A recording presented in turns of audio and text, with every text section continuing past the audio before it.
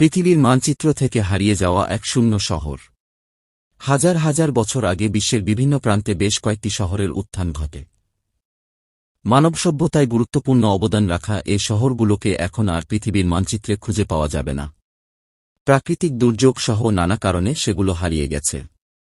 বিলুপ্ত শহর সম্পর্কে জানতে চেষ্টা। অনেকে মনে করেন বর্তমান সময়ের তুলনায় অতীত অনেক বেশি জমকালো চিত্তাকর্ষক ছিল। তাদের এই মনে হওয়া নিতান্ত অমূলক নয়। কারো কারো ধারণা প্রাচীনকালের মানুষের জ্ঞান আধুনিক যুগের চেয়ে কোনো অংশে কম ছিল না।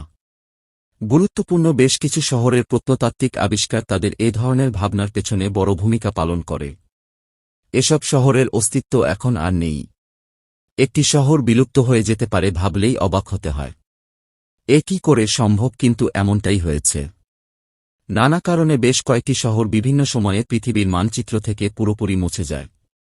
শহরগুলোর অস্তিত্ব শুধু কয়েক বছর নয়, হাজার বছর ধরে কেউ জানত না। মানব সভ্যতার একেবারে শুরুর দিকের এসব শহরের কোনোটি ধ্বংস হয়ে যায়, কোনোটি সাগরে বিলীন হয়ে যায় বা হারিয়ে যায়।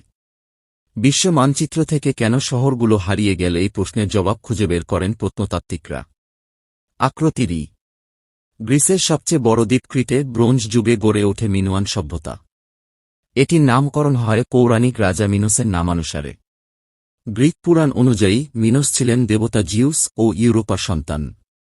মিনোয়ান সভ্যতার মানুষ তাদের সভ্যতার নাম কি দিয়েছিলেন তা জানা ইতিহাসবিদদের পক্ষে সম্ভব হয়নি। বিংশ শতাব্দী শুরুর আগ পর্যন্ত এই সভ্যতার কথা মানুষ জানত না। 1900 সালে ব্রিটিশ প্রত্নতাত্ত্বিক স্যার আর্থার ইভান্স ও তার দল ৩৫ বছর ধরে ক্রিটের উত্তর উপকূলের কাছে বর্তমান হেরাক্লিয়ন শহরের দক্ষিণে খননকাজ চালিয়ে ব্রোঞ্জ যুগের সবচেয়ে বড় শহর নসসের এক প্রাসাদের সন্ধান পায়। গ্রেট প্যালেস অব নস নামে পরিচিত ওই প্রাসাদ আবিষ্কারের মধ্য দিয়ে মিনোয়ান সভ্যতার বৈভব সম্পর্কে মানুষ প্রথম জানতে পারেন। গ্রিসের এই ক্রিট দ্বীপের উপকণ্ঠে এজিয়ান সাগরের বুকে সান্তরিনী দ্বীপে একসময় আক্রোতিরি নামে এক শহর ছিল। ধারণা করা হয় খ্রিস্টপূর্ব 1500 সালে সান্তরিনী দ্বীপের থেরা আগ্নেয়গিরির অগ্ন্যুৎপাত মিনোয়ান সভ্যতার পাশাপাশি আক্রোতিরিকে ধ্বংস করে। 1966 সালে আক্রোতিরি শহরের একটি কেল্লা আবিষ্কার করেন প্রত্নতাত্ত্বিকরা। কেল্লাটিতে 3 তলার একটি ভবন ছিল। ভবনের পানি সরবরাহ ব্যবস্থা দেখে প্রত্নতাত্ত্বিকদের ধারণা হয় আক্রোতিরি শহরের বাসিন্দাদের জন্য ঠান্ডা ও গরম উভয় পানির ব্যবস্থা ছিল।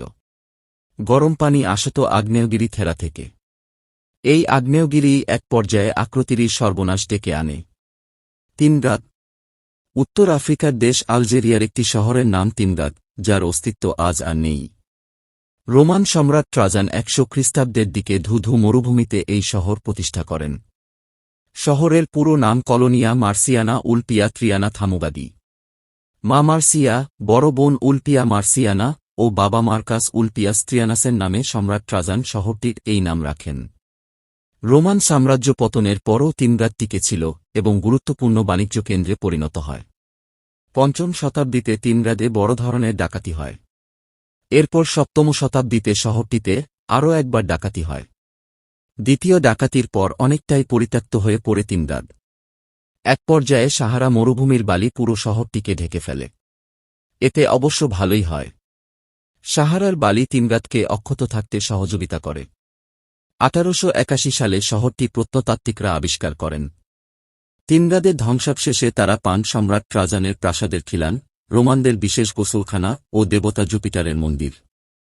আকারের দিক থেকে এই মন্দির রোমের ক্যাথলিক গির্জা প্যান্থিয়নের মতো বিশাল। পাভলোপেত্রি। ভূপ্রত্নতত্ত্ববিদ নিকোলাস ফ্লেমিং 1966 সালে ভূমধ্যসাগরের তলদেশে প্রাচীন এক গ্রিক শহরের সন্ধান পান, যার নাম পাভলোপেত্রি। এটি বর্তমানে পানির নিচে বিশ্বের প্রাচীনতম হারিয়ে যাওয়া শহর। 1968 সালে ক্যামব্রিজ বিশ্ববিদ্যালয়ের প্রত্নতাত্ত্বিকরা এই শহর সম্পর্কে আরও তথ্য জানার উদ্দেশ্যে ভূমধ্যসাগরের তলদেশে যান। সমুদ্রগর্ভের এই শহরে তারা কমপক্ষে 5টি বড় ভবন খুঁজে পান। পরীক্ষা নিরীক্ষা শেষে তারা নিশ্চিত হন খ্রিস্টপূর্ব 800 সালে পাভলোপেত্রি শহরে মনুষ্য বসবাস শুরু হয়। গবেষকরা মনে করেন খ্রিস্টপূর্ব 1000 সালের দিকে 3টি ভয়াবহ ভূমিকম্পের পর পুরো শহর ভূমধ্যসাগরে ডুবে যায়। শহরটি সম্পর্কে হাজার হাজার বছর ধরে প্রত্নতাত্ত্বিকরা কিছু জানতেন না। পম্পেই ও হারকিউলেনিয়াম। ইতালির দক্ষিণ পশ্চিমে ক্যাম্পানিয়া অঞ্চল প্রাচীন ধ্বংসাবশেষের জন্য সুপরিচিত। এর রাজধানী নেপলসের কাছে একসময় পম্পেই ও হারকিউলেনিয়াম নামে 2টি শহর ছিল। ৭৯ খ্রিস্টাব্দে ভিসুভিয়াস পর্বতে ভয়াবহ অগ্ন্যুৎপাত হয়। এর ফলে পম্পেই ও হারকিউলেনিয়াম ১৩ থেকে ২০ ফুট আগ্নেয়গিরির ছাই ও পাথরের নিচে চাপা পড়ে যায়। ১৭৪৮ সাল পর্যন্ত ধ্বংসপ্রাপ্ত এই দুই শহর ছাইয়ের নিচে হিমায়িত অবস্থায় ছিল। ওই বছরই পম্পেই ও হারকিউলেনিয়ামের খনন কাজ শুরু হয়। প্রত্নতাত্ত্বিকদের মতে একসময় সমৃদ্ধিশালী শহর ছিল পম্পেই। অগ্ন্যুৎপাতের বছর শহরটিতে প্রায় ১১,০০০ মানুষ ছিল। বিলাসবহুল ভবন ও তার অভ্যন্তরীণ নকশা পম্পেইবাসীর উন্নত রুচির সাক্ষ্য দেয়। বন্ধুরা, ভিডিওটি কেমন লাগছে কমেন্টে জানাবেন, আমাদের চ্যানেলটা সাবস্ক্রাইব করে দিবেন। ধন্যবাদ।